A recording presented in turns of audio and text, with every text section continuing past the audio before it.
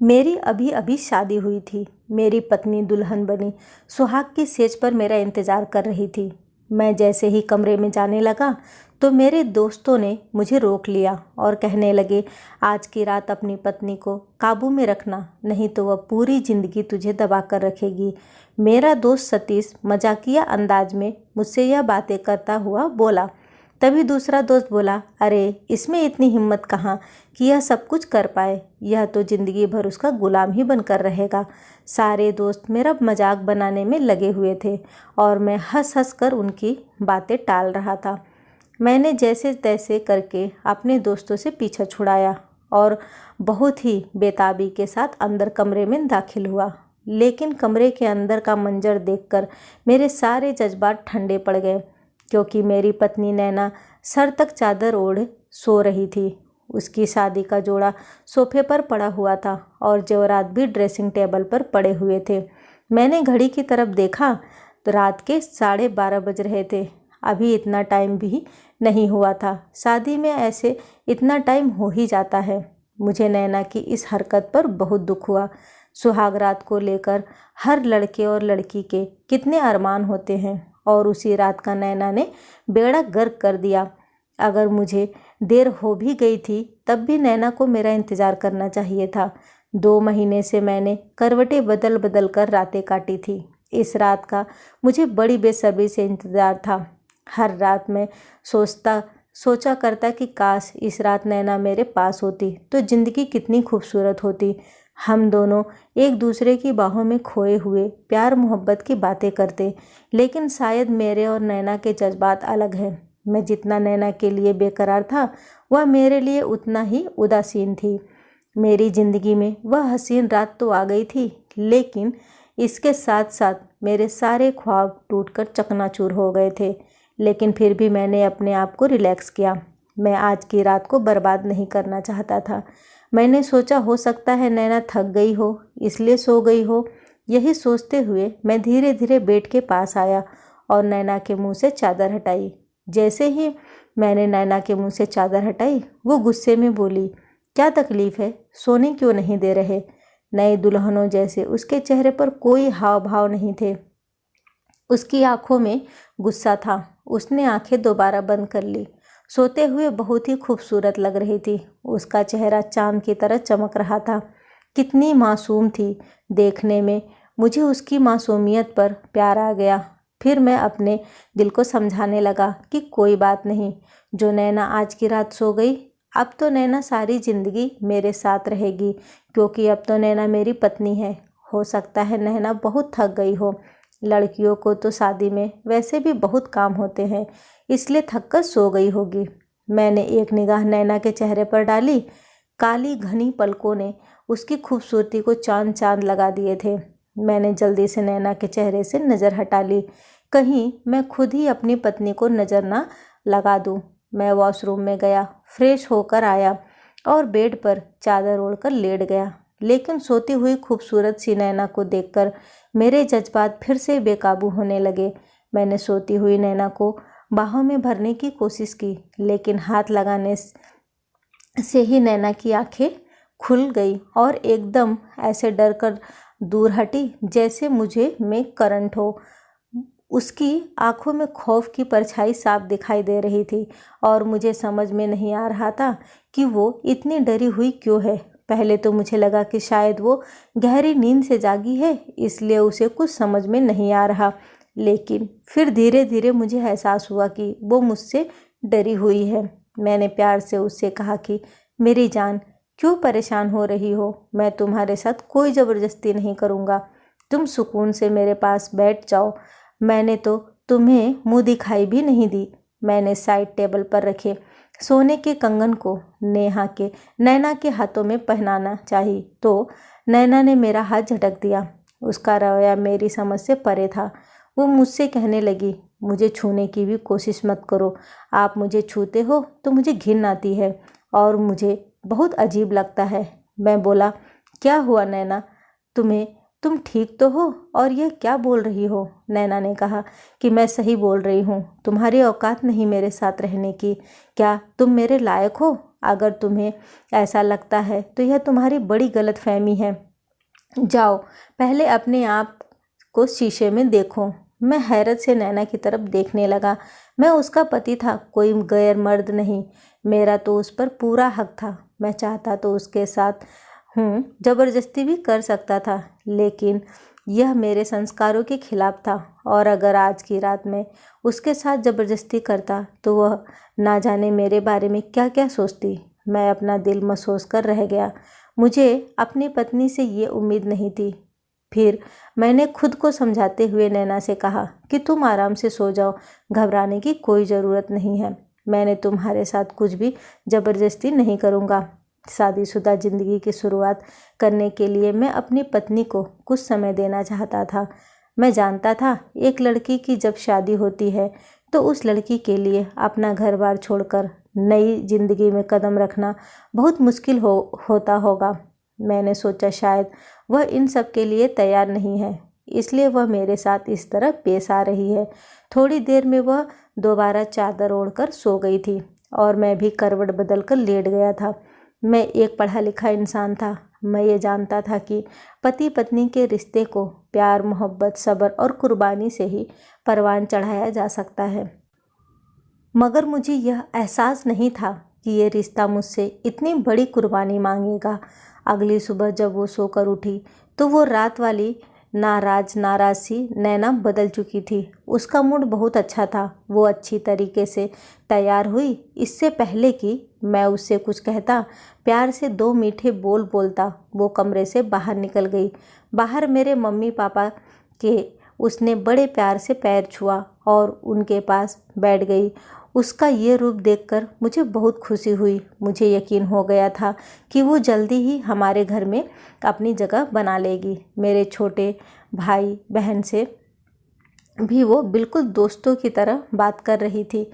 मैं वहीं पर बैठा उसे देख रहा था। उसकी खूबसूरती मुझे घायल कर रही थी और मेरा दिल चाह रहा था कि मैं उसे अपने साथ चांद पर ले जाऊं, वहीं उसके लिए एक घर बनाऊं। हम दोनों के अलावा वहाँ कोई न हो। मैं तो उसे ठीक से दुल्हन बने देख भी नहीं पाया था। धीरे धीरे दिन गुजर गया और अगले दिन हमारे रिसेप्शन की पार्टी थी। रिसेप्शन के समय स्टेज पर ही मैंने नैना के कानों में कह दिया कि आज रात वह मेरे आने से पहले अपने कपड़े चेंज ना करे। मैं दिल भर के तुम्हें देखना चाहता हूँ। नैना ने मेरी बातों का कोई जवाब नहीं दिया था। वो अपने कजिन से बात करने में इस कदर व्यस्त थी कि उसे मेरी मौजूदगी का एहसास भी नहीं हो रहा था। उन दोनों की आपस में ना जाने क्या बातें चल रही थी, मुझे कुछ समझ में नहीं आ रहा था।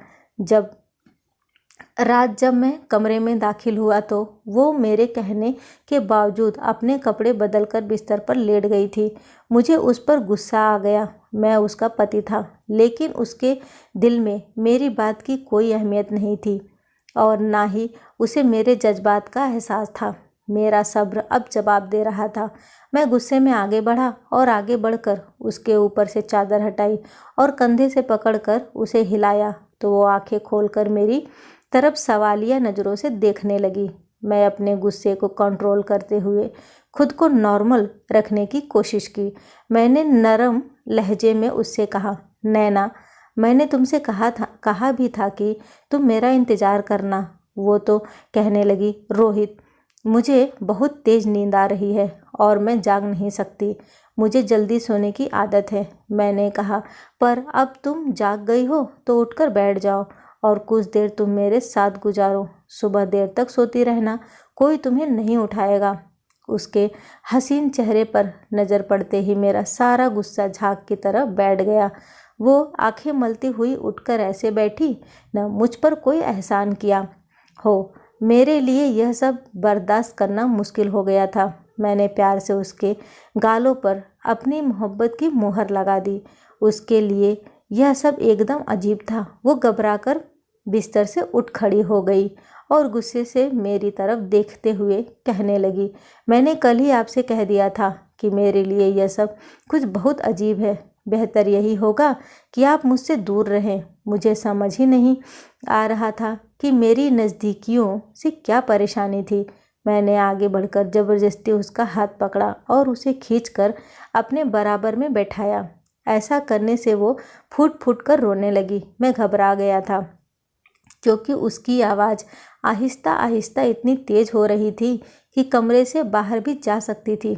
मैं उसे चुप कराने की कोशिश करने लगा, लेकिन वो बार बार बस एक ही बात दोहरा रही थी, मेरे करीब ना आया करे। मुझे बड़ा अजीब लगता है किसी का भी छूना, मुझे अच्छा नहीं लगता। नैना के इस तरह की बातों ने मुझे परेशान कर दिया था। मेरी पत्नी शायद किसी मानसिक बीमारी का शिकार हो गई थी और ये बात मुझे आज पता चली थी। वो कहने लगी कि मुझे कुछ वक्त चाहिए, उसके बाद सब कुछ ठीक हो जाएगा, लेकिन फिर हाल में मेरे करीब मत आओ। लेकिन मेरे अंदर तो एक आग जल रही थी और बर्दाश्त अब खत्म होने को था। मैं 28 साल का एक नौजवान मर्द था जिसकी अपनी कुछ ज़रूरतें भी थी। मैं अपनी पत्नी पर जी भर के मोहब्बत लुटाना चाहता था, लेकिन वो तो मेरे हाथ लगाते ही इस कदर अजीब हरकतें करती थी, इसलिए मैंने अपने दिल पर पत्थर रख लिया था। वो तो दोबारा सुकून की नींद सो चुकी थी, लेकिन मेरी नींदें उड़ गई थी क्योंकि यह एक दो रातों की बात नहीं थी और ये परेशानी ऐसी थी कि मैं यह बात किसी को बता भी नहीं सकता था और ऐसे हर रात गुजारना मेरे लिए मुश्किल था। मैंने अब सोच लिया था कि उसे किसी डॉक्टर को दिखाऊंगा, लेकिन अगले दिन सुबह वो पहले की तरह ही फ्रेश उठी और नहा धोकर सजने संवरने लगी। मैं बिस्तर पर बैठा उसे ही देख रहा था। उसे भी अपने वजूद पर मेरी नज़रों की तपिश का एहसास हो गया था। उसने तुरंत अपने सूट का दुपट्टा उठाया और अपने पूरे शरीर पर फैलाकर ओढ़ लिया, जैसे मैं उसके लिए कोई गैर हूँ। उसकी ये हरकत मेरे बर्दाश्त के बाहर थी, लेकिन मैं खामोश हो गया। वह पूरी तरह सज संवर कर कमरे से निकल गई थी और मैं अपना दिल महसूस कर रह गया था। मुझे तो अपनी किस्मत पर ही गुस्सा आ रहा था।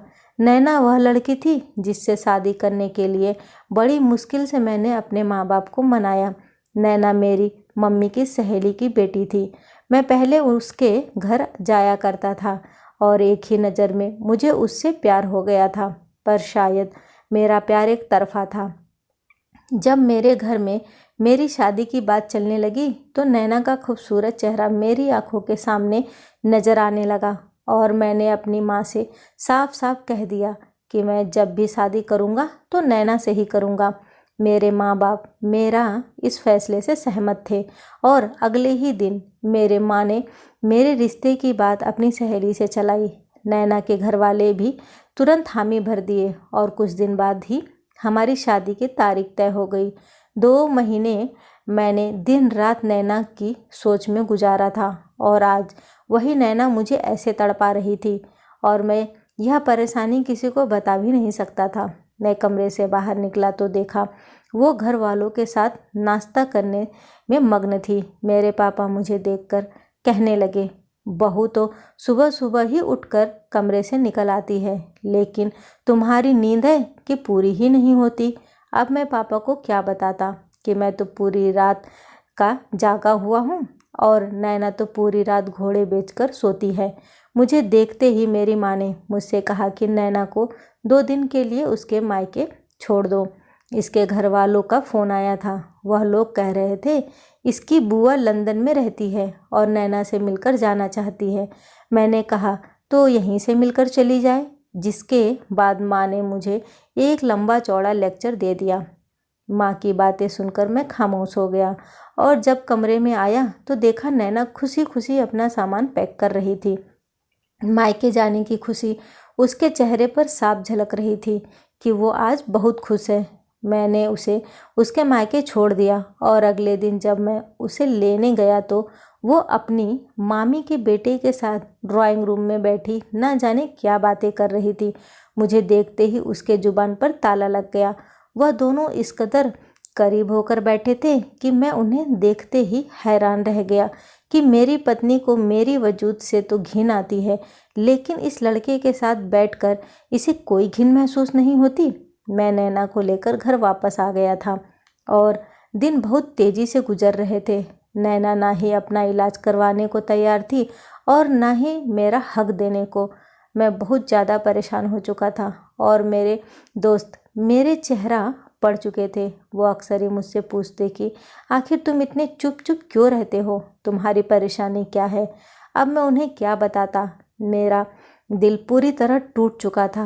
हर रात मैं बिस्तर पर पड़ा करवटें बदलता और नैना को सोता हुआ देखता। कभी कभी मेरे अंदर की बेचैनी मुझे किसी गुस्ताखी पर मजबूर कर देती और नैना जारों कतार रोने लग जाती। सबसे अच्छी बात यह थी कि उसका रवैया मेरे घर वालों के साथ बहुत ही अच्छा था। मेरी माँ तो उसकी तारीफ़ें करते थकती नहीं थी। मेरे बहन और भाई भी हर वक्त भाभी के गुणगान गाते। कभी कभी उसकी मामी का बेटा मेरे घर आ जाया करता। वो दोनों ड्राइंग रूम में बैठकर घंटों बातें करते और कभी कभी रात में जब उसका फ़ोन आता तो वो बात करने के लिए कमरे से बाहर निकल जाती। मेरे पूछने पर कहती कि कमरे में सिग्नल नहीं आता, इसलिए मुझे बात करने के लिए छत पर जाना पड़ता है। सूरज नैना के चचेरी मामी का बेटा था।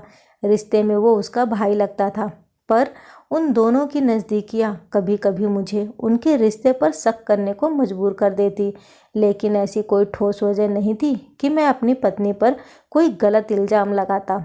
वक्त तेज़ी से गुजर रहा था और मेरी शादी को 6 महीने भी होने वाला था, लेकिन अभी तक हम दोनों के दरमियान कोई रिश्ता नहीं था। दुनिया की नज़र में हम पति पत्नी तो ज़रूर थे, पर हम दोनों के बीच की दूरियों ने से सिर्फ हम दोनों ही वाकिफ़ थे। अगर नैना मेरी मोहब्बत ना होती तो शायद मैं अभी तक अपने माँ बाप को सारी हकीकत बता देता, लेकिन मैंने उससे पसंद की शादी की थी और मैं इस रिश्ते को हर कीमत पर निभाना चाहता था। अगले कुछ दिनों में मेरे दोस्त के फार्म हाउस में पार्टी थी। फार्म हाउस को पूरी तरह सजा दिया था। मैंने सोच लिया कि आज की रात तो हर हाल में मैं नैना को पाकर रहूँगा, क्योंकि मैं जानता था कि अपने घर में तो मेरी ये ख्वाहिश पूरी हो नहीं सकेगी। इसलिए मैंने अपने माँ बाप को पहले ही बता दिया था कि मैं नैना को पार्टी में ले जाना चाहता हूँ और आज की रात हम अपने दोस्त के फार्म हाउस पर गुजारेंगे। उसे लेकर मैं फार्म हाउस पर निकल गया, जो शहर के बाहर था।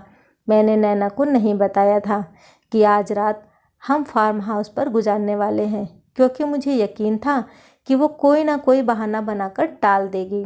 नैना ने मुझे जितना तड़पाया था, मैं उस तड़प का उससे बदला लेना चाहता था और मैंने सोच लिया था कि सारी रात मैं उसे अपनी मोहब्बत के इस तरह जकड़ कर रखूँगा कि उसके अंदर की सारी झिझक, सारा डर निकल जाएगा।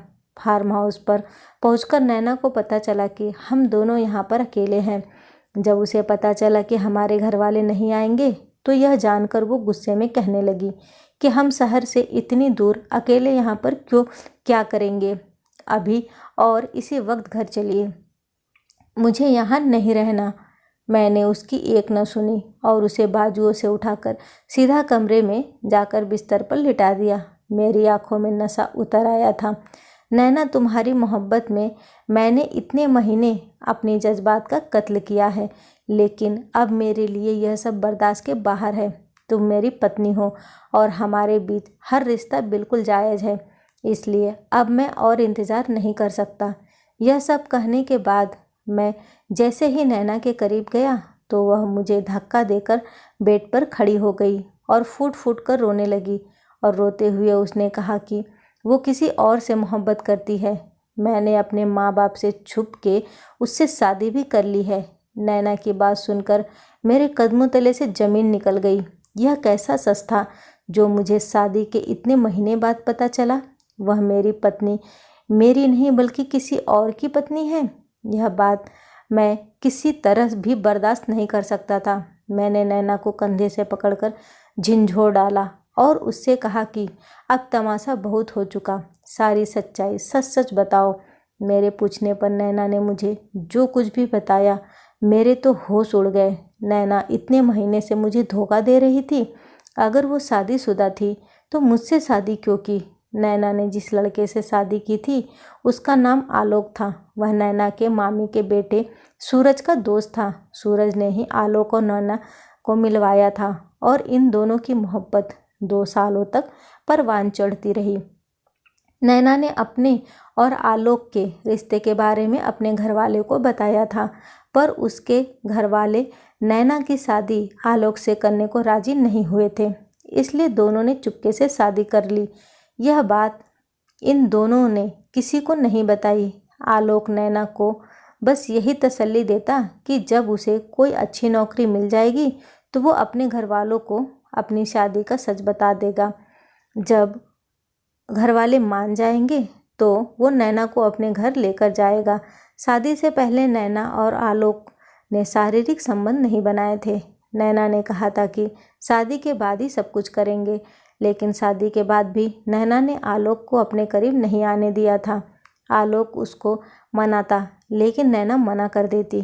पर 1-2 साल बाद भी आलोक को कोई नौकरी नहीं लगी और इधर नैना के घर वाले उसके लिए रिश्ता ढूंढने में लग गए थे। इसी बीच मेरे माँ ने नैना के माँ से बात की थी तो वो तुरंत इस रिश्ते के लिए मान गए थे। नैना ने डर के मारे अपने घर वालों को शादी की बात नहीं बताई और ना चाहते हुए भी खामोशी से मुझसे शादी कर ली। जब आलोक को नैना की शादी के बात पता चली तो उसने सख्ती से नैना को कहा था कि तुम अपने पति को कोई भी बहाना करके अपने करीब मत आने देना। मैं कोशिश कर रहा हूँ अपने घर वालों को मनाने की। अगर वो लोग मान जाएंगे तो मैं तुम्हें ले जाऊँगा। इसीलिए यही कारण था कि नैना मुझसे दूर दूर रहती है और शादी से लेकर आज तक वह इसी इंतज़ार में है कि कब आलोक अपने घर वालों को मनाएगा और अपने शादी की सच्चाई सबको बताकर उसे अपने साथ ले जाएगा। यह सब कहते हुए नैना फूट फूट कर रोने लगी। रोते हुए नैना ने बताया कि मैं कभी कभी आलोक से मिलने जाती हूँ। वो मुझ पर अपनी प्यार की बारिश करना चाहता है, लेकिन मैं उसे मना कर देती हूँ क्योंकि ये धोखा होगा आपके साथ भी और आलोक के साथ भी, क्योंकि एक बार मैं 2 पति नहीं रख सकती। नैना आलोक की मोहब्बत का दामन थामे इस इंतज़ार में जिंदा थी। एक ना एक दिन वो उसे लेने ज़रूर आएगा। लेकिन नैना की बातें सुनने के बाद मैं बहुत अच्छे तरीके से जान गया था कि आलोक ने नैना का इस्तेमाल किया है। मैंने प्यार से नैना को अपने पास बिठाया और उसके आंसू साफ किए। मैंने उसे समझाया कि नैना, आलोक तुमसे मोहब्बत नहीं करता, उसे सिर्फ तुम्हारे जिस्म से मोहब्बत है। अगर ऐसा नहीं होता तो आलोक कब का अपने घर वालों को बता चुका होता। और सबसे पहले बात, तुम्हारी शादी मुझसे होने ही नहीं देता। सच बताओ नैना, तुम जितनी बार आलोक से मिली हो तो उसने तुम्हारे साथ ज़बरदस्ती करने की कोशिश की या नहीं? मेरी बात सुनकर नैना मुझे देखने लगी और हाँ में सिर हिलाते हुए बोली, हाँ, जब भी मैं आलोक से मिली उसने मुझसे शादीशुदा शुरुआत करने के लिए कहने लगा। हमारी शादी तो हो चुकी थी, फिर यह दूरियां क्यों? शादी भी उसने मेरे कहने पर ही की थी, नहीं तो वह शादी से पहले ही मेरे साथ शारीरिक संबंध बनाना चाहता था। जब मैं उसको कहती कि शादी के बाद सब कुछ करेंगे, तभी मेरे कहने पर उसने मुझसे शादी की थी। मैंने नैना से कहा, नैना, अब तुम खुद समझदार हो कि आलोक को तुमसे कैसी मोहब्बत है।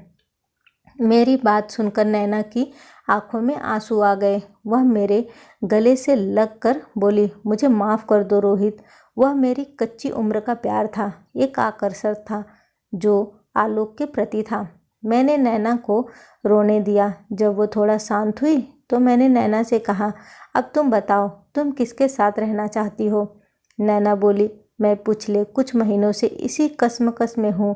मुझे आलोक से मिलना अच्छा नहीं लगता, मुझे तुम्हारे साथ रहना अच्छा लगता है। पता नहीं मुझे तुमसे मोहब्बत हो गई है या नहीं, लेकिन तुम्हारा साथ मुझे खुशी देता है, सुकून देता है। नैना के इतना कहते ही मैंने उसके होठों पर अपनी उंगली रख दी। मैंने कहा, नैना बस, अब आगे कुछ मत कहो। मैं समझ गया कि तुम्हें मेरे साथ ही रहना है, क्योंकि भले ही तुम अपने मुंह से ना कहो, लेकिन मुझे पता है तुम्हें मुझसे मोहब्बत हो गई है। इतना सुनते ही नैना के चेहरे पर शर्म की लाली फैल गई। उसने मेरे सीने में मुंह छुपा लिया। मैंने कसकर नैना को अपनी बाहों में जकड़ लिया और इस बार नैना ने मेरा विरोध नहीं किया।